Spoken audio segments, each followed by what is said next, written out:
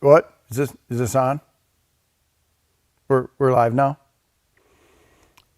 Oh, I'm getting thumbs up. We're live. Yeah. Here we are live on YouTube. USCCA from the secret broadcast cave at an undisclosed location.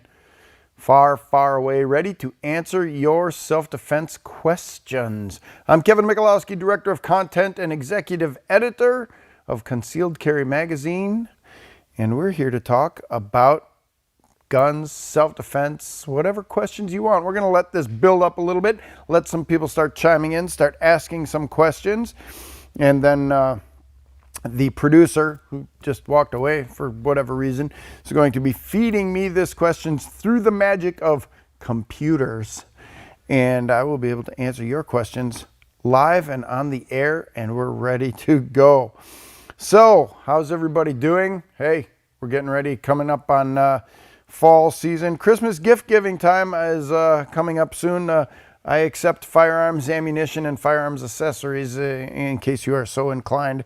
And remember, it's always a good time, where legal, to buy a gift for someone, and that gift could be of a firearm. But remember, you want to make sure you don't fall into the straw purchaser category when you do something like that. So follow all the laws and make sure you're doing everything right.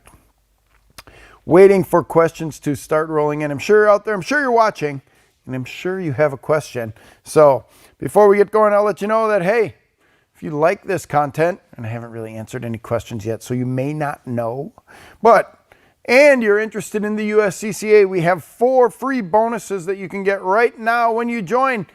But those bonuses end soon. All you need to do is click the link in the description to learn more about the USCCA and what those 4 magical bonuses are. They didn't even tell me, they didn't want me to release that secret information, but there's 4 bonuses going on right now. That's the promo they got going. Hey, first question coming through from the Drone Ranger. It's kind of catchy, Drone Ranger. What ammunition should I use in population dense areas? Drone Ranger, you should use the ammunition you can shoot most accurately with. First of all, we want to hit our target. So train lots, shoot accurately, and then of course you'll want to determine what type of ammunition. Good quality jacketed hollow point ammunition is typically what I suggest for people to use in their self-defense load, your everyday carry. So make sure that you're using a good quality jacketed hollow point, and then test it if possible in your gun in something like ballistic gelatin or something like that, because you'll understand that your firearm, the makeup of your firearm, the length of the barrel, things like that, have a lot to do with the terminal performance of your bullet. There are some frangible ammunition out there that will do well and will serve well. Allegiance Ammo makes some of it, and if you're worried about that, pass-through shots, that's the situation that most people are worried about when they're talking about shooting in a crowd. But remember what you need. You need target isolation as one of the elements that allows you to use your gun. Target identification, target acquisition, and target isolation. Those 3 elements should be present, and you have to shoot straight, because no matter what ammo you use, if you don't shoot straight and you shoot the wrong person, you're going to be in trouble. Now, if you're using full metal jacket ammo and you know that's going to over penetrate and zip right through your target, that's a problem as well. So I'm suggesting good quality jacketed hollow point ammunition that performs properly in your gun. So make sure you get it, make sure you test it, and make sure that you are using good ammo that is a reliable package in your firearm. K Diddy, I thought I was just going to have to shut this down, that somebody would call me K Diddy, but this is the person's name. K Diddy is asking the question. So really, anybody out there calls me K Diddy, I'm blocking you from the channel. You never get to come back. That's the God's honest truth. Don't be doing it. So can I shoot a dog if it attacks me? The answer is, it depends. If you believe that you are facing an imminent threat of death or great bodily harm, you can use your firearm to stop that threat. So if the dog is attacking you, and there's a difference between barking and snarling and actually biting onto you and trying to rip your arm off. So make sure that you're only using your gun as the last resort to stop an imminent deadly threat. But what I want to point out is that you may not use your gun to defend your dog. Okay? So people will say, well, dog is part of my family. No, not in the eyes of the law. Your dog is just property, and you don't get to use deadly force to defend property. You can only use deadly force when you're facing an imminent deadly threat to a person. So, yes, in some cases, you can shoot a dog that is attacking you or attacking someone else, but this is a very serious situation, and it's a very dynamic situation. You want to make sure that you are shooting straight, that in the flurry of activity that's going on, that you're not going to hit yourself or anyone else when you're shooting this dog to stop the attack. So, Robert wants to know what happens when my concealed carry permit is not valid in the state I use it in, meaning it does not have reciprocity. I can say big words. Meaning it does not have reciprocity. I have a Florida concealed carry permit, and I'm going to be staying in Illinois. Well, what happens then, Robert, is you go to Illinois and you don't carry your gun. Because if you are carrying a gun in a place where you do not have a valid permit, and a state requires a permit. Now remember, we got 26 states out there that are constitutional carry states that don't require you to carry a permit. So first of all, go to our website, uscca.com/laws, and find out if you have reciprocity and what the laws are. And Illinois is typically not going to honor your permit from anywhere else. I don't think they honor anybody's permit, only Illinois permits. So you can't legally carry your gun. And in a lot of these states, I don't know right off the top of my head if Illinois is one, but carrying a gun without a permit can be a felony. You can get in major trouble. So learn the laws before you go, and I'm going to suggest that if you really, really want to carry your gun and the law doesn't allow it, don't go there. Go someplace else. There's all sorts of other places you can go to spend your valuable hard-earned money instead of anti-gun states like Illinois, New York, New Jersey, and so forth. So, Z Pilot, do I have a duty to retreat if retreating means taking my eyes off the threat? So, again, check your local laws, uscca.com/laws, about whether or not you're in a stand your ground state or you have a duty to retreat or anything like that. But understand that when we're talking about this as a legal concept, that your duty to retreat means you can retreat only if you can do so safely. You are required to retreat only if you can do so in relative safety. Now, there's going to be arguments on the legal level about this. They're going to apply what they call the reasonable person standard. What would a reasonable person do having the same information, the same training, knowing what you know at the time of the incident and stuff like that? But I'm going to tell you that if you can't retreat safely, and I'm telling you never turn your back on a loaded gun or anything like that. If you can't retreat safely, then you no longer have the duty to retreat. You have to be able to do so safely. But understand, I'm not an attorney and this is not legal advice. There are people who are going to look at every aspect of what you did in a self-defense incident to determine if your actions were justified and were allowed under the laws of the place where you're standing when this happened. So learn the local laws and understand that this is a topic that will be debated and will be hotly debated, especially if you're in a state that has a duty to retreat. If they want to require you to retreat, if your state has that duty to retreat, they're going to look at every element of this. So make sure you get a good attorney, and your attorney also looks at every element of this, because I'm not going to tell you to retreat if doing so puts you in more danger. All right, Chris S. If my job does not have a no gun sign on the building, can I have mine on me? Well, where do you live, Chris? What are the laws? I'm going to go back to this. USCCA.com/laws. I need you to understand that knowing the law is your responsibility. Knowing the policies where you work is your responsibility. Remember, we use this term responsible gun owner. It is the responsibility of the individual to know, understand, and follow the laws. And also to know, understand, and follow the policies of your workplace.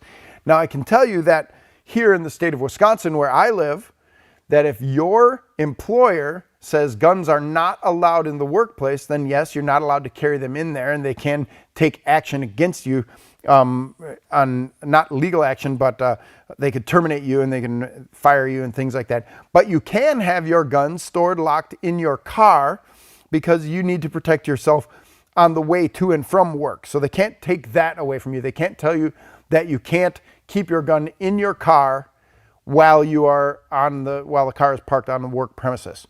Excuse me, I need to cough. That's why they gave me the water. They knew this was happening. Richie M donated $4.99. Thank you. I wish I knew what that meant. But I'm saying thank you. It's highlighted in blue, and I'm supposed to be celebrating this. Thank you. Thank you very much, Richie. I'm an over-the-road truck driver. Good job. Can I carry across state lines? Again, if it's legal. If I go into New York, whoa, nope, you can't. Stop right now. And I'm prohibited to bring in magazines over 10 rounds. What if I keep it locked up? Okay, I don't know the laws verbatim in the state of New York. I'm going to send you to our website, uscca.com/laws. But typically, if you have your firearm unloaded and locked within a case and you're transporting it in a vehicle, typically that is okay. But there are some places, and New York might be one of them, where you have serious problems going through different jurisdictions because there's different cities that have different laws and different rules. And especially as an over-the-road truck driver, we did a long series about this in Concealed Carry Magazine. You guys are at the mercy of all sorts of laws while you're going over the road. So I don't want to cross you up by saying, oh yes, you can do that, or oh no, you can't do that. I want you to reach out to the website there, go to uscca.com/laws and check it out and make sure that you can find out what you're allowed to do. But boy, the SAFE Act in New York is very strict and very serious. And ever since the Bruin decision by the Supreme Court, New York has been attempting to enact stricter and stricter laws to stop people from carrying guns in different places just because they didn't like the Supreme Court saying, wait a minute, you can't withhold permits from people. Self-defense is its own good reason to carry a gun. So there we go. Brother Grimace, what is the minimum acceptable magazine capacity for a concealed carry pistol? Minimum acceptable magazine capacity. So for me, I want as many bullets as possible. So I have never spoken to anyone who has been involved in a gunfight who has said, whew, I wish I had fewer bullets.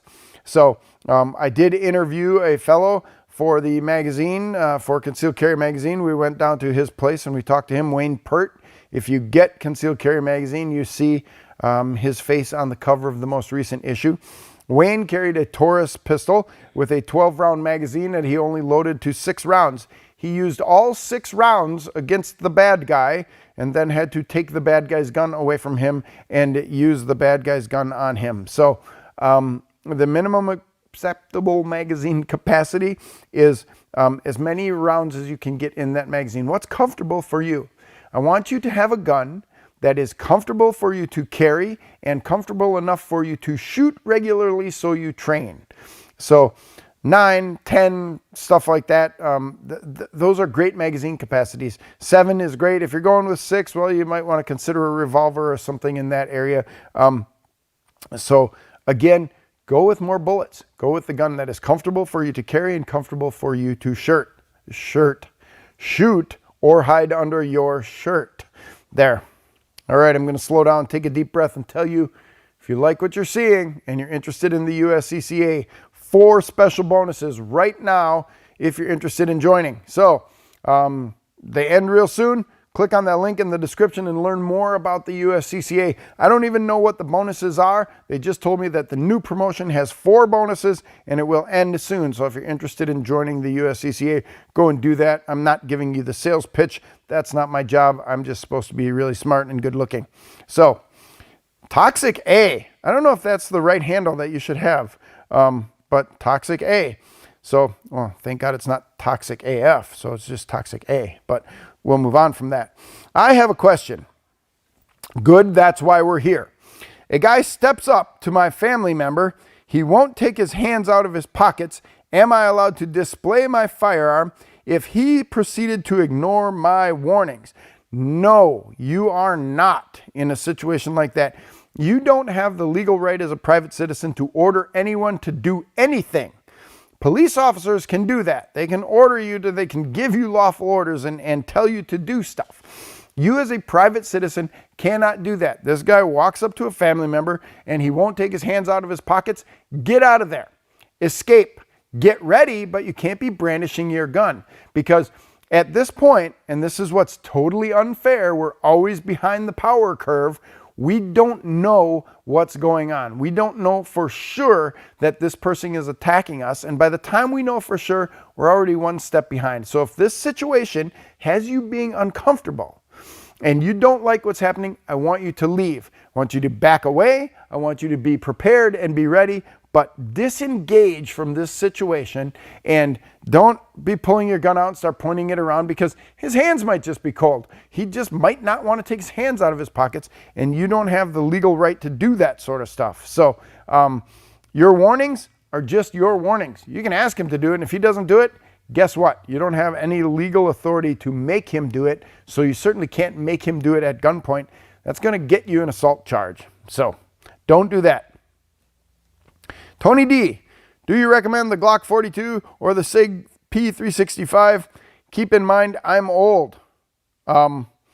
Okay. So, Tony D, even though you're old, which gun feels better in your hand? Which gun feels better when you put it in a holster, on your hip, or in your waistband, or in your fanny pack? Both of these are great guns. And to be honest with you, I own both Glock and Sig pistols. I like them. They work. They function properly. But my hand is not your hand. My waistband is not your waistband. My eyes are not your eyes. I can't tell you about the sights or anything like that. Both of these guns work. Reliability is not negotiable. Accuracy is, comfort is, all of those other things. Reliability is what we want, and both of these guns are reliable. They function. Which one do you want to carry? It's the gun you want to carry every day, because if for some reason you don't like it and you don't carry it, you're not going to have it when you need it. So there we go. Mall cop. If someone breaks into my house unarmed, but the intent to cause great bodily harm to me, can I shoot in self-defense? Well, someone doesn't have to be armed, mall cop, in order for them to have the intent to cause death or great bodily harm.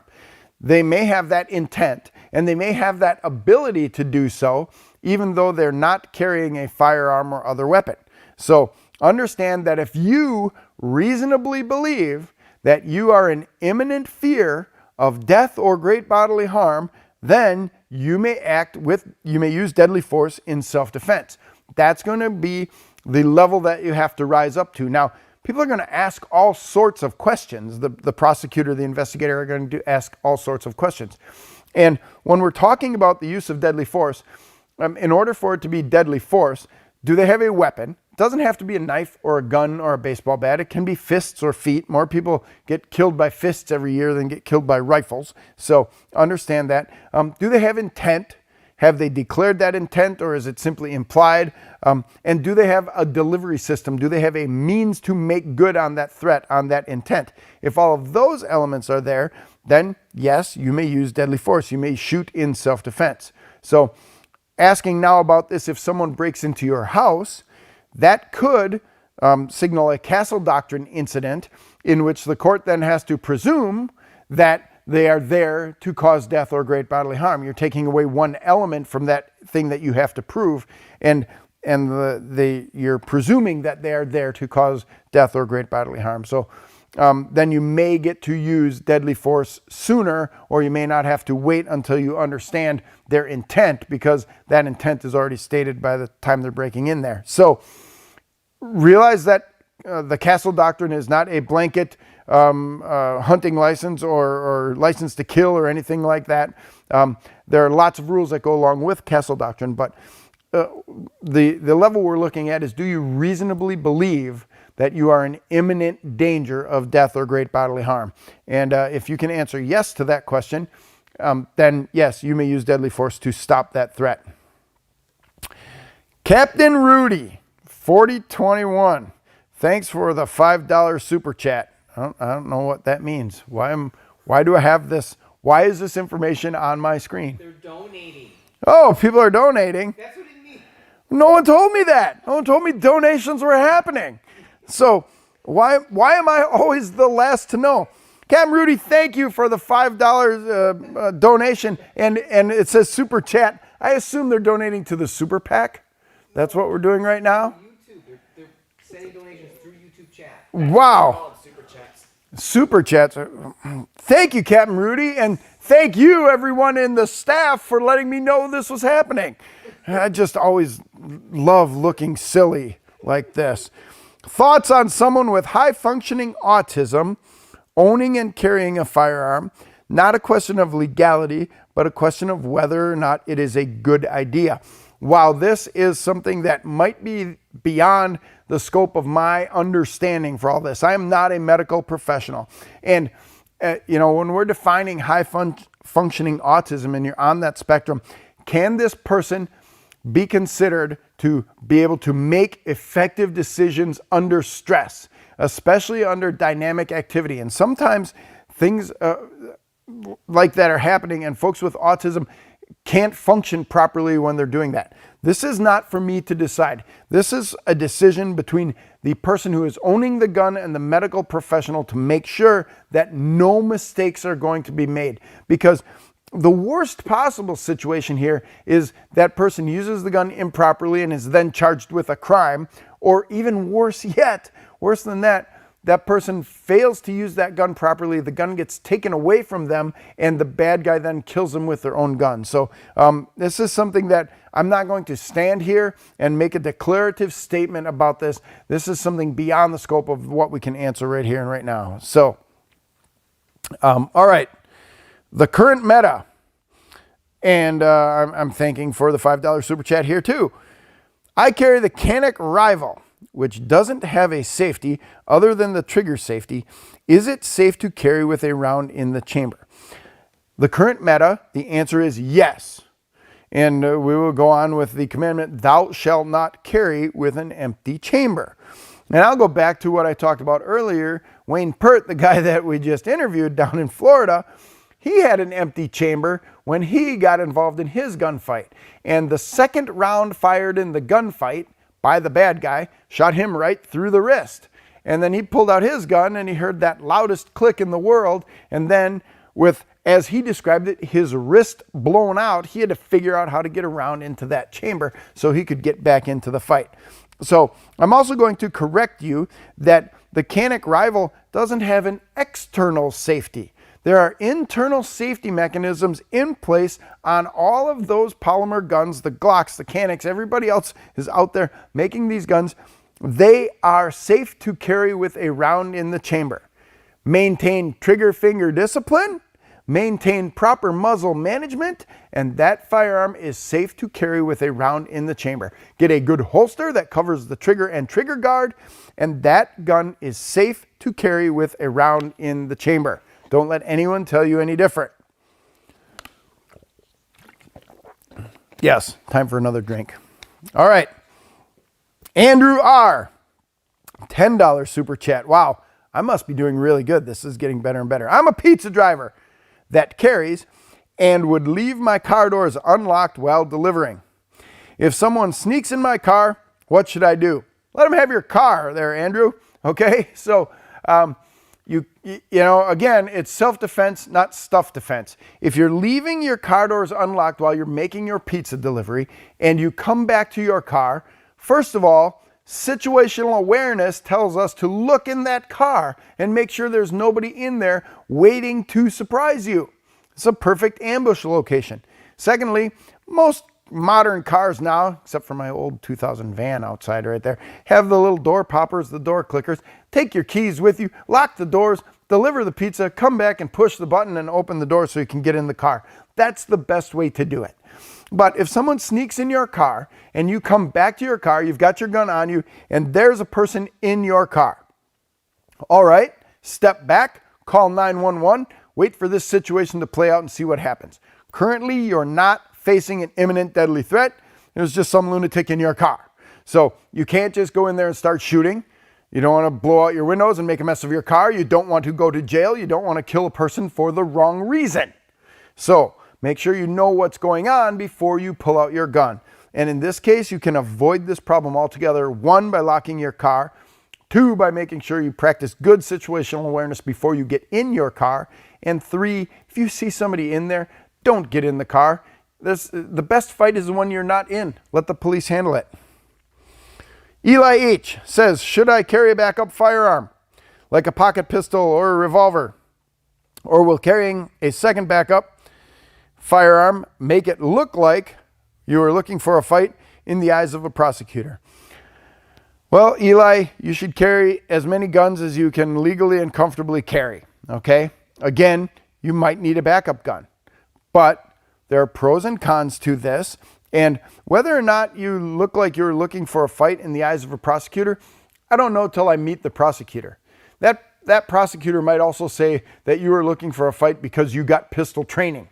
I mean, a prosecutor can say anything they want to say, anything they want to say to try to make their case. So let's not worry about what the prosecutor might say. Let's worry about what is legal and then what is responsible and ethical from your point of view. Because remember, if you're carrying 2 guns, you have to keep track of 2 guns. You have to be able to make sure that you can defend them, that you can get to them adequately, that they're not going to fall out of the holster, all that sort of stuff. So I would suggest that if you are carrying a backup gun, that backup gun should be, as it was described at my agency, substantially similar to your primary weapon. You don't want to have to learn 2 different weapon systems when you're under a high stress environment. Now, am I going from my autoloader pistol to my revolver or something like that? Make it substantially similar so that you can access that gun and it functions the same way as your primary gun, because you're going to your backup gun if things have gone really bad. I mean, a gunfight's bad enough as it is, but now that you need a backup gun, this gunfight has gone really, really bad, so you don't want to have to think about anything else except being able to use that gun quickly and effectively to stop the fight. So, and again, know your local listings. There are some states out there that require you to certify or get training with whatever specific gun it is that you're going to carry. I think it's basically New Mexico has that rule that the gun you take to your concealed carry class is the one you're allowed to carry. So backup guns might be illegal, but check uscca.com/laws for more information over there. Hey, do you like what's going on here? If you do, you can click on that link. We're giving 4 free bonuses if you join the USCCA. These bonuses end really soon, and all you do is click that link, find out what they are if you can learn more about the USCCA. So, Titan Jake. Oh, it went away. Put that one back. Look at that, it's magic. In your opinion, is .380 auto an acceptable self-defense round? I usually only carry it if my 9mm is too big for the clothing I'm wearing. Stop right there, Jake. .380 is the round. The gun that you carry could be of many different sizes. So let's talk about .380 and .380 power and whether or not it's acceptable for self-defense. First of all, in very rare cases, will you ever see any evidence that a bad guy is going to stop and say, "What caliber are you shooting at me?" No, he doesn't care. He knows you got a gun. He wants to get out of there. He doesn't want to have anything to do with this. Lots and lots of videos out there of .380 autos being used to great effect for self-defense. I tend to put it this way. If I was holding a .380 auto and pointing it at you, would you consider yourself in danger? Would you shoot me for pointing a .380 auto at you? If you would, then that makes the .380 auto a deadly threat. And if it's deadly for you, it's deadly for me. So, and if you're talking about the gun that you're carrying, the different size gun, yeah, that's carry what's comfortable for you. If it happens to be a .380, great. The problem I see with a lot of .380 autos is that they're super small and they're super lightweight. They're great to carry every day, but boy, when you go out to train with them, the felt recoil from a lightweight .380 auto is less than the felt recoil from a mid-sized 9mm. So you end up shooting it less. And if you end up shooting it less, you're less accurate with it and you might not use it to good effect when you're fighting. But yeah, 380 auto is an acceptable round for self-defense. Get good ammo, practice with it, carry the gun that is comfortable for you to carry. All right. Joe Nation, can I brandish to scare off a mail thief that steals my mail every day in California? Joe, you may not. Well, you can if you want to go to jail, if you want to incur lots of legal bills and meet with the police and the prosecutor and a defense attorney and all that sort of stuff. You should not brandish. Again, using your firearm is for self-defense, not stuff defense. There has to be a better way for you to protect your mail than with a firearm. Maybe you can rent the post office box. I know it sucks. You shouldn't have to do that because someone's stealing your mail, but you can't shoot them. You can't brandish. You can't threaten to shoot them. Don't do that. Everyone, listen closely. Your gun can only be used to stop an imminent deadly threat. The theft of your mail does not put you in imminent danger of death. Don't pull your gun out. You will go to jail. That's a bad thing. Lunar Thief, thanks for the $2 super chat. Hey, why is sandwich meat round when bread is square? Really? You left this in here? And why are there 8 hot dogs in a package but 10 buns or something like that? You know what? I buy the square sandwich meat, Lunar Thief. There, I'm a problem solver. Huh? Can you figure that out? All right. Gonzo, I'm really, you guys, whatever they put on the prompter, I'll read. You know it. So, Gonzo 350. Wait, did Lunar Thief donate money to ask that question? Indeed. Okay, so I'm out there. I'm helping. I am making things happen. I am just the conduit, people. I am here for you. Gonzo 360. Do you ever feel conflicted about giving advice regarding police encounters because you are a police officer? I'm referring to advice like don't talk to the police. Well, Gonzo 350, not Gonzo 360. No, I don't feel conflicted because I'm not saying anything that is unethical, illegal, or problematic. As a police officer, and I might say, I should let everyone know now that I am an old man who is officially retired as a police officer now. So I have turned in the badge, but I get the HR 218 ID card. So I've retired after 17 years as a police officer. And no, I don't feel conflicted about that because you know what? These are your rights. I'm telling you to exercise your rights. And as a police officer, I work to defend your rights. And that's what I want all police officers to do. And yes, there are some times when police officers who are just human like everybody else, they get grumpy, they get cranky, they're having a bad day. They really want to catch the bad guy and they want you to make a statement. But you know what? It might not be time for you to make a statement. And as long as you have rights, you should be able to raise those rights and no one should infringe upon those rights. So yeah, don't talk to the police because it can go bad. Make sure you have an attorney so it doesn't go badly. And I will defend that to my dying day. I'm giving you the right advice when I tell you don't talk to guys like me. Okay? So, Aaron, if I'm arguing with someone, first of all, stop it. You don't need to be. And they want to fight, but I don't. Can I brandish my gun if they don't back off? Aaron, and this is Aaron with an E, how about you walk away? How about that? How about you not continue the argument? Is there anything else you could do except pull out your gun? Because remember, you're only pulling out your gun as the last resort. So is there anything else that you could do? And I know I'm being a little bit sarcastic here, but really, why are you arguing? If somebody doesn't agree with you, do you need to talk to them? You don't have to participate in every argument to which you are invited. Walk away. You don't want to be in a position where it can escalate. And if you're carrying a gun and you enjoy arguing, don't carry your gun, okay? I don't want you to be in a situation where you think you are going to pull your gun out to solve a problem that is not an imminent threat. And you hear me say it over and over again. Imminent threat of death or great bodily harm. So, no, you can't brandish your gun to make them back off. Don't do that. We are supposed to be setting the example of responsible gun owners. That's what we do. People are looking at us and saying that's what all gun owners do. Well, we should do the right thing so that we are setting the example and doing the right thing. Burge Tech Automotive. I'm newer to concealed carry. Welcome. As an officer, we'll add that retired officer right there now. Would you prefer the courtesy of letting me know I have a concealed firearm, even if it isn't required? Yes, I would prefer that courtesy.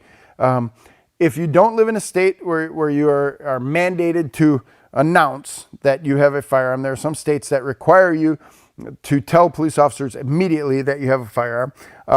What I want and what I wanted in police interactions was truthfulness. That helped me to ratchet down the concern of what's going on out there. But I want you to do this correctly. Do not holler out, "I got a gun." You know, because people get nervous during police interactions. They do. They're on edge. Cops might be on edge a little bit and everything. So what I want you to do, if you choose to let the officer know, I want you to make sure that your hands are out there in plain sight and say, "Officer, I would just like to let you know that I have a concealed carry permit." And if you're in a state that doesn't require one, I would just like to let you know that I am carrying a legal concealed firearm. How would you like to proceed? That's great, because then the officer can control that situation. And that's what cops are trained to do. Take control of the situation, make sure things are safe. So yeah, it's polite. And I will tell you that in all my years of making traffic stops and things like that, when I was dealing with someone who said, "Yes, I have a concealed carry permit, my gun is on my hip," that those people were always the easiest to deal with. It was always the people who said, I would say while I'm at the car door, "Do you have any weapons in the car?" "Oh, no, I don't have any weapons," or anything like that. And when it finally got around to it and I finally had probable cause to search the vehicle, reasonable suspicion, things like that, that's when I would find the gun. And it was always the people who said, no, I don't have any guns. I like it. I liked it as a police officer when people would tell me politely and calmly, yes, they were carrying a gun. Glock Father. That is a great screen name. I love that one. Can I draw my gun during road rage? No. Stop it. The attacker is approaching me with a weapon. Okay, changes everything now, like a knife, bat, wrench, or gun, etc. Yeah, get your gun into action, okay? Because remember, we're talking about facing an imminent deadly threat. And for a threat to be imminent, the attacker must have a weapon. Here we go. They're approaching me with a weapon. They must have intent. Approaching, that signals the intent, and a delivery system, a means to carry out that attack. Now, here's where it gets kind of iffy. You're in your car, and this person is coming up to the car with a baseball bat. If you draw your gun, I would say get that gun ready, because you don't know how this is going to go down, but they just start pounding on your hood, that might not be the time to shoot them, because at that point, you are still protected by your vehicle. The prosecutor, the investigator, the people who are looking into this situation could reasonably say that you weren't in imminent danger. You were still protected. You could drive away. And it's a little bit more difficult to drive if you've got a gun in one hand and you're trying to operate the vehicle with your other hand. So understand that in a road rage incident, your first choice should always be to escape. Get away. Keep going. Keep driving. You know what? If there's a road rage incident going on, don't stop. Because when you stop, that's when the real problems happen. That's when somebody gets out of the car with the gun, the knife, the bat, the wrench, the gun, whatever. Don't stop. Keep going. Call 911. Tell them that someone's chasing you. Let the cops come and help that out. But yes, you can draw your gun. I wouldn't brandish it or point it at them. I would get it ready, because now if this person decides they're going to smash out your driver's window and try to pull you out of the vehicle, that changes the dynamic of what's happening. So there we go. I don't know where you live, iDizzy, but this is a great question. If I come home and a bear starts charging towards me and I use my firearm to defend myself, can I use my firearm to defend myself? Well, yeah, if a bear starts charging at you, you can use your firearm to defend yourself, but understand, even in this situation, there will be an investigation. And there are bears nearby here, the secret broadcast cave. They typically don't charge at people. They're kind of timid and don't like to hang around when people get near them. But yes, you can use your firearm to defend yourself. And all those other rules are still going to apply. People are going to investigate. The police officers will probably show up because they heard gunshots and people called it in. Game wardens are probably going to show up and make sure that you are actually defending yourself, not just shooting this bear because you wanted a rug, things like that. But if you feel you are in legitimate danger, if you reasonably believe you're in danger and the bear is charging at you, I would say yes, employ your firearm to defend yourself. But also understand that your 9mm pistol might not do a whole lot to stop an angry charging bear. You're probably going to have to put lots of rounds into the bear that are very accurate, that will hopefully you will stop this animal from attacking you. But understand that all those other elements are going to apply, and you may end up in a situation where the investigating officers decide that you could have done something else. Is that the only thing that you could have done? Firing a gun within city limits to keep the bear away from you. Was that safe? Was that the right thing to do? All right. So I'm letting you know again, 4 free bonuses going on right now. So click that link, find out what those bonuses are. If you're interested in joining the USCCA, go ahead and do that. So I don't know what the bonuses are. I know that they end soon, but we have a new promotion going on, and it's not my job to know what it is. It's my job to just talk about this. The link is in the description. Yes, it's down there. You can find it. It's just look down, but first pay attention to what I'm saying. Lunar Thief is back. Brandishing versus defensive display. Can you comment on this? Well, brandishing is probably going to come. I couldn't find any specific case where brandishing was listed as a crime. There's other elements, typically things like disorderly conduct with a weapon or something like that. Brandishing versus a defensive display. And I'm assuming you're asking this because you went somewhere and found these specific terms. So if you have your firearm out and you don't need to use it, that's different than brandishing your firearm when you don't need to have it out. So if you are facing an imminent threat, and you pull, the guy's carrying a bat and he says, I'm going to bash your head in and I'm coming to kill you right now, and you pull your gun and he stops and you don't have to shoot him. That's a defensive display. And you had the right to do that because you reasonably believed that you were in danger, but the danger stopped, so you didn't have to fire.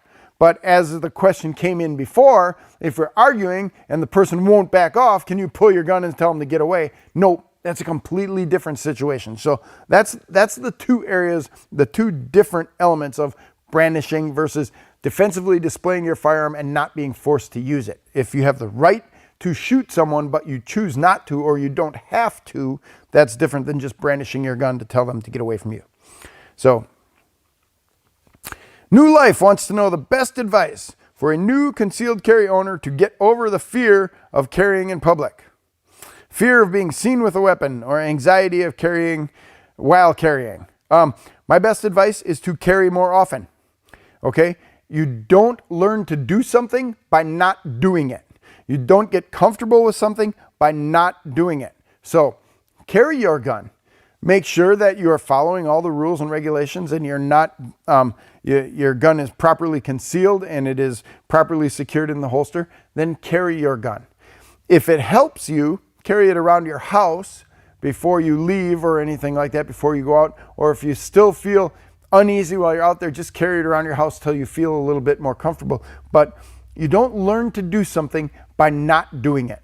So, if you've got your permit or you went through your training or whatever it is that you are now legal to carry your gun, I would say start carrying it and stop worrying about it. The more you do it, the better you'll feel about it. So.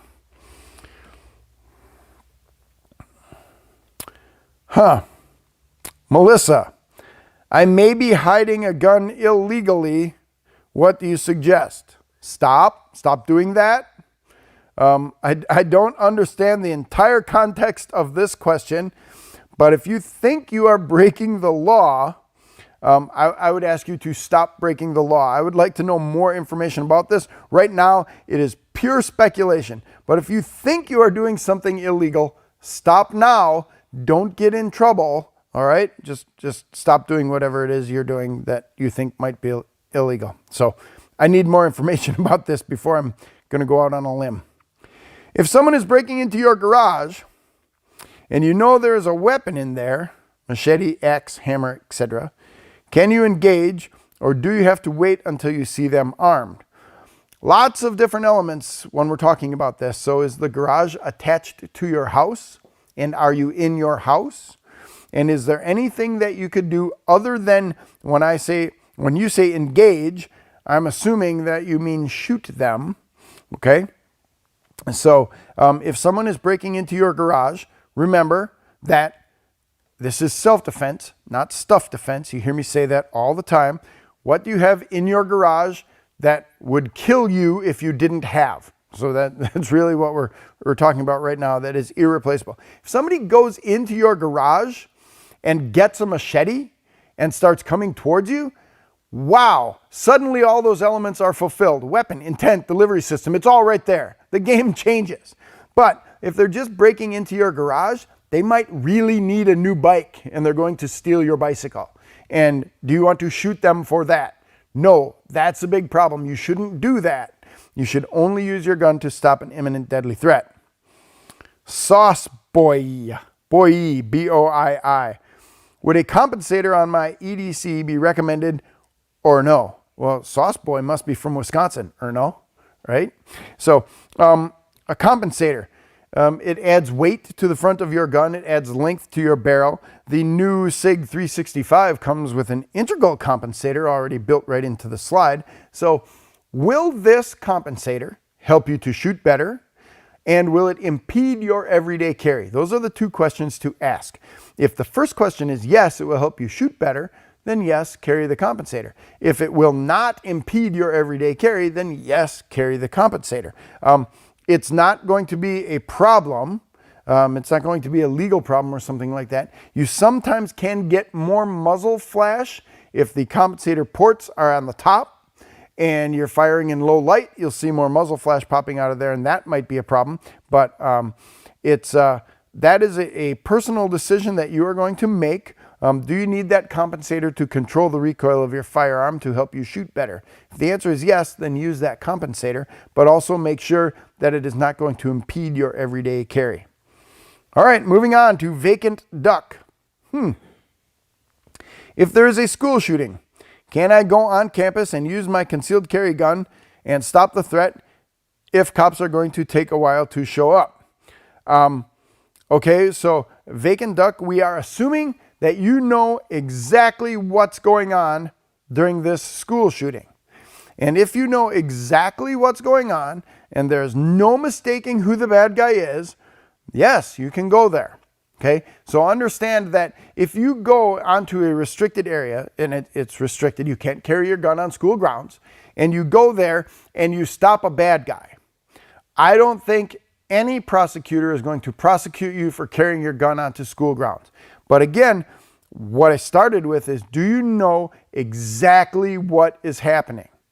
Because if you think there's a school shooter and you go shoot someone who you thought was the school shooter, and the person you shot was actually a plainclothes police officer who had been shooting at the school shooter who was in a position where you couldn't see, I want you to be very careful when you do that. Yes, we are gun owners. We would love to help. We have this idea that if something bad happens, we're going to go there and we're going to solve that problem with our firearm. But you need to have all of the information before you go there and try to solve that problem with your firearm. Because using the firearm can cause you way more problems in the long run. And it's a question that you have to ask yourself. Can you live with yourself if you do nothing? If you know that you were there and you could have, or maybe could have, stopped the school shooter, can you live with yourself? Or what happens if you go and try to stop the school shooter and you get killed? Who will take care of your family because you went to go do this? You went to go help others, and we just automatically assume we're going to win the fight. That's not always true. That guy might get around into you. What if you get shot? What if the psychological impact of what happened stays with you forever? You have to answer all these questions before you jump in and go do this. From a legal standpoint, yeah, if you go and save the day, you're probably not going to get charged with carrying your gun onto a school grounds. But before you do that, you ask all those myriad questions about what this really means for you to go do that, because there's a lot of stuff that the average gun owner doesn't think about. And like I said before, what if you don't win the fight? What if you get shot when you go to do this? Is it worth it for you? For some people, the answer will be yes. For some people, the answer will be no. Can you live with yourself if you could have saved people but you didn't? For some people, the answer will be yes. For some people, the answer will be no. So please think about that stuff. And I say it all the time. Your body can't go where your mind hasn't been. Plan about this. Think about it. Deal with it before you have to get involved so that you understand what you're going to do. Terry, 987654. Catchy. Those numbers are in sequence but reversed. Thank you for your $10 super chat. What would you do if, for example, you are on a packed bus or train and someone points a gun at you and demands your wallet? Is it a case like this to better just hand it over? Well, maybe. It depends on what level of training and confidence and all sorts of other stuff that's going on, even what sort of day I'm having. How close is the gun? I've been through lots of different training that tells me if I'm close enough to touch your gun, I can take your gun from you. I'm on a crowded bus, so I have to be a little bit more careful with that because the gun could fire, the gun could be made to fire in that disarm sequence, and I would feel terrible about shooting someone else.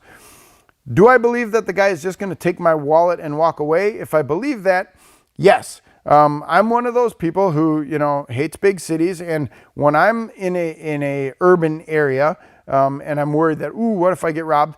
I carry a wad of cash. Actually, it's like 6 $1 bills wrapped by a 10 in my pocket, and I give that to them. So some guy points a gun at me on a crowded bus. Here's my wad of money. Throw it over his shoulder.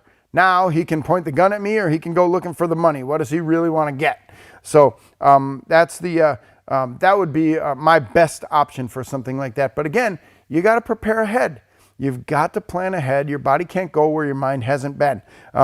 If you put a gun right up in my chin and I can get my hands on it and it's not a crowded bus situation, you and I are going to be fighting for that gun, and I know how to take that away from you. So that's what I'm talking about with that.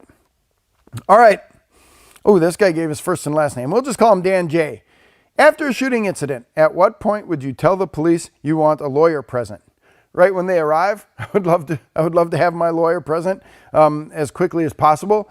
Understand that lots of things are going to be happening. It's going to be very dynamic. It's going to be very chaotic. Police are going to be asking you lots of questions. I don't want you to answer anything that you describe as a guilt-seeking question, and I don't want you to make any statements to the police other than that person is a witness. There's some evidence right over there. The bad guy attacked me and then ran away that way. And then say that you want to make a full and complete statement after you have consulted with your attorney. And I would do that early, and I would do that often. Make sure that you raise your rights, that everybody who talks to you knows that you have the right to an attorney. You have the right to remain silent. You have to raise those rights for yourself. So go ahead and do that. Noah, would I be able to concealed carry with my dad's Glock? Yes. Thank you. In most places, yes. I believe there are some states where, I think we talked about it earlier, I think it's New Mexico and certainly probably New Jersey or something like that, that they're registering your gun, as it were, that the gun you took your concealed carry permit class with is the gun that you have to carry. So go to uscca.com/laws, and if we don't have the answer to that question there, guess what? I'm in charge of that team. I can order those folks to answer that question, so we can figure that out for you based on where you live. All right, Mr. Grimlock. What about open carry for 18 to 20-year-olds? Okay, it's still legal. I still think that open carry is a bad idea. I don't think open carry gives you a tactical advantage. I don't think open carry really inspires fear in any hardened criminals. I think open carry gives folks an opportunity to figure out how they can take your gun if they decide that they want to. I mean, let's play a little game. Why don't you guys come down to the Concealed Carry Expo in Fort Worth here in November? And if I can touch you on the back of your head while you're open carrying your gun, I get to keep your gun. How about that? We'll play that game. Would that be fair? I'm not a big fan of open carry. I don't think it helps much of anything. I think it causes way more problems than concealed carry. And yes, I know that 18 to 20-year-olds can legally own and carry a gun openly in some places, but I just think there's way too much opportunity for really bad people to figure out how they're going to make a plan and take your gun away from you. All right, so there you have it. Hey, if you're enjoying this content right now and you're interested in the USCCA, we have 4 free bonuses just for you. You can get them when you join, but this ends really soon. All you need to do is click that link in the description to learn what they are, learn more about the USCCA, and decide if you want to become a full-fledged member. Then you can see me every day. All right, Joseph, what is too much ammo to have at your residence? There is never too much ammo to have at your residence. Joseph, that's a silly question, and I don't want to buy more ammo, okay? How much will your floors hold? That's the way I'm going to answer that question. I have some ammo, and for reasons that do not concern you, I'm not going to tell you how much. But I will tell you that I had to get different shelves because the first set fell over. So, buy more ammo, Joseph. So, you can never have too much ammo. It's like a commodity. All right, Master of Reality. This is a good name. Say you are an older, out of shape guy. Hey. Say you are an older, out of shape guy, and some meathead is roid raging and coming at you. You have 2 seconds to decide, pull your gun or not. Well, again, do you reasonably believe that you are in imminent danger of death or great bodily harm? Do you believe that this person could kill you? Not just could, but is planning to do it right now. So what we called these when I was on the police department is officer subject factors. So this is victim subject factors. The difference between you and the person who is attacking you can often be used to allow you to use more force sooner. And again, the element is not that this guy is big and strong. The element is, can he or is he imminently threatening to kill you? And then is he able to do that? Does he have a weapon? His fists. Yes, he could choke you out and kill you. Does he have intent? Yes, he said he's going to kill you. He said, I'm coming to kill you. Is he able to do that? Is there nothing between him and you that could stop him other than your firearm? You have to go through all that in your head in 2 seconds and decide if you need to use your gun to stop him. If you can answer all those questions and you reasonably believe, and a reasonable person would believe that you are in imminent danger, then yes, you can use your gun to stop him. Robbie F, an individual breaks a bottle, creating a weapon. Don't have to break it to create a weapon, just so you know. Which is used to threaten an individual 3 feet from them. Okay. Legal to draw your firearm. Note, altercation began as an argument and you're unsure who initiated it. Why are you pulling your gun? Why do you want to get involved? Is the person on the business end of the bottle a friend of yours? Are you saving your brother's life or your wife's life or somebody like that? Okay. Is this your fight?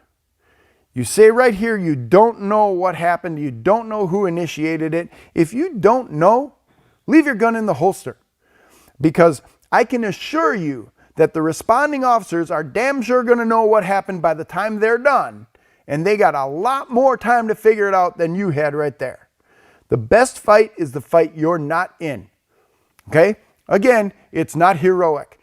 Everybody who carries a gun thinks they're going to use that gun to be a hero at some point, sometime, somewhere. Nope. You're going to use that gun when you are absolutely terrified and you think you're going to die. That's when you're going to use your gun. And when you pull out your gun, That should be the reason you pull out your gun. You think you're going to die or this person is going to kill someone you wish to risk everything to save. Do you know who's involved in this argument? Are you willing to go to prison to stop man A from stabbing man B with a beer bottle? If you don't know who man B is, are you willing to go to prison to stop that fight?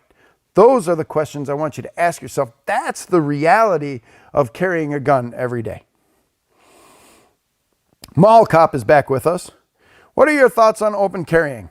I thought I made that clear. Oh, what are your thoughts on open carrying if you're in a group? I thought I made that clear. Okay, I answered that question now. So,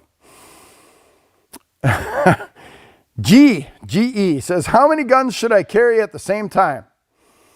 Well, if you're watching Comedy Central, you'll notice that I could carry 8. Yes, I made national TV by carrying 8 firearms at one time. How many can you reasonably keep control of? That's how many you should carry. And what is legal in your jurisdiction? Make sure you know the laws and then carry the amount of guns that you can keep control of. Because if you have 6 guns and you're fighting with one and you drop another one, now somebody's got your other gun. So make sure that you can control all the firearms you choose to carry. House of Lamar. I live in a permitless carry state. Can I travel to another permitless carry state, i.e. Arkansas, to Tennessee? So I'll answer this properly first, and then maybe I'll give you the sarcastic answer later. No permit is required in Arkansas. You can carry your gun. No permit is required in Tennessee. You can then carry your gun. Do they have reciprocity agreements between the two? Check uscca.com/laws to understand the reciprocity between the two states. But in permitless carry states, no one is going to demand a permit, because it is a permitless carry state, for you to carry a gun there. So read up on the laws and make sure that you're allowed to do that.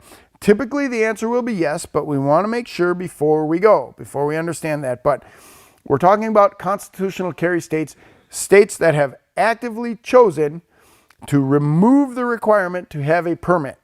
So think about that. Old Akron.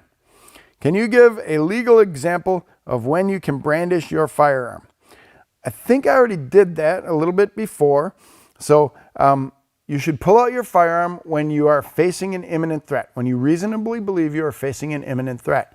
If when you pull out the firearm, that imminent threat stops, there you have brandished your gun, but you have done so legally. So again, the example I gave you was there's a guy standing in front of you with a baseball bat. He raises it up. He says he's going to kill you. All of the elements for the use of deadly force are there. You pull out your gun and he suddenly has second thoughts and drops the bat and says, oh man, don't shoot me. There, you've legally, properly, and effectively brandished your weapon and you didn't have to use it. You should immediately call 911 because somebody over there is going to say, yep, the guy in the black shirt just pulled a gun on the dude with the bat. And then you're going to have to explain that to the police. But that's when you can legally brandish your firearm, is you know the threat's coming. You believe you're about to die. Pull out your gun and now the threat stops. You can no longer use force. You can't fire, but you've used that level of force, pulling out your gun, to stop the threat. Wave. What if I try walking away and the person will not let you leave? Well, then they're committing the crime of unlawful detention or something like that. So again, I need more information about this. What if that happens? Well, you may be allowed to use force. You may be privileged to use force to stop an unlawful interference with your person. I did not say deadly force. You may use only the amount of force to stop that unlawful interference. If it takes a punch in the nose and now they leave you alone, then that's what it took. But understand that will be investigated as well. So if you're trying to walk away and the person won't let you leave, now do you feel as though your life is in imminent danger? All of those other elements still apply. You can't use your gun until you reasonably believe that your life is in imminent danger. So again, don't pull out your gun and say, you better let me go. You have to we have to, and it's just the nature of self-defense laws that we're always kind of behind the curve on this. And it's not fair, and it's not right, and I understand that, and I know it sucks, but we still have to follow those rules because the prosecutors are going to be looking for any way they can to charge us with a crime if they think they can win that case. So, that's it, Wave. All right, Soul. If someone points a gun at you from 50 yards away, can you still legally shoot them? This is going to be a difficult one. Okay, so at 50 yards away, they got a gun. The effective range of a firearm when we're talking about this for legal purposes is the line of sight unbroken by cover. Cover meaning something that will stop the bullet, not just concealment, but something that will actually stop the bullet. So a gun is still deadly at 50 yards. They may not be able to regularly hit you, but they might be able to put a lucky shot into you at 50 yards. So you're 50 yards away. Can you legally shoot at them? Yeah, maybe. You can make that case because weapon, intent, delivery system, all that stuff is happening. But at 50 yards, would you not be better off getting to cover, moving to a situation, getting out of there? They're less likely to hit you, or you are less likely to hit them with your rounds. You're still responsible for the rounds that are going down range, but at that distance, I think there are different and better options that you can utilize to make sure that you are safe. And remember the goal of this, folks. Remember the goal of this is that you go home safe. Self-defense is simply that you cause enough dysfunction in your attacker that you get to go home safely afterwards. That's all we're doing when we're talking about self-defense. So from 50 yards away, the guy has a weapon. It's a firearm. He can hit you. I don't know if he can do it, effectively, but it could kill you from that range. But if you're shooting back at him, are you going to hit him or are you going to hit somebody else? Now, legally, yeah, there's probably lots of legal areas that we can argue about this, but effectively and tactically, boy, at 50 yards, I'm going to be moving. I'm going to be looking for cover. I'm going to be putting even more distance between me and that person because I don't know that I can effectively put that round on target to stop that threat at that distance with my handgun. So that's my answer for that question. So wait, one last question. House of Lamar, do you suggest carrying pepper spray? Yes, pepper spray is a great alternate weapon, but there are drawbacks with it as well. So yeah, if you're going to use pepper spray, remember, as a police officer, we could use pepper spray against active resistance or its threat. So if you believe that someone is going to fight with you but not rise to the level of deadly force, yeah, pepper spray might be an effective tool for you to utilize. But remember, you got to pay attention to the wind. You got to pay attention to whether or not you're inside or inside a vehicle or something like that. It is not a cure-all. It is one more tool. It is one more option for you to use. So make sure that you think about that you're following all the laws and you are using it effectively and legally. So there we have it. Thank you for watching. So if you want more live streams, they're telling me to read the words here. Like the stream if you want more. Yeah, click that like button down there, okay? So why are you laughing? You told me to say that. So if you like us doing these live streams and answering your questions live, give us a like. Let us know what's going on. And I'll tell you one last time, we've got 4 free bonuses going on out there right now. So click the link in the description to learn more about the USCCA, become a USCCA member, and get those 4 free bonuses before they go away. I'm not on the promotions team. I don't know what promotions they're putting on and doing and stuff like that. I just know that they're out there. So thank you very much for watching.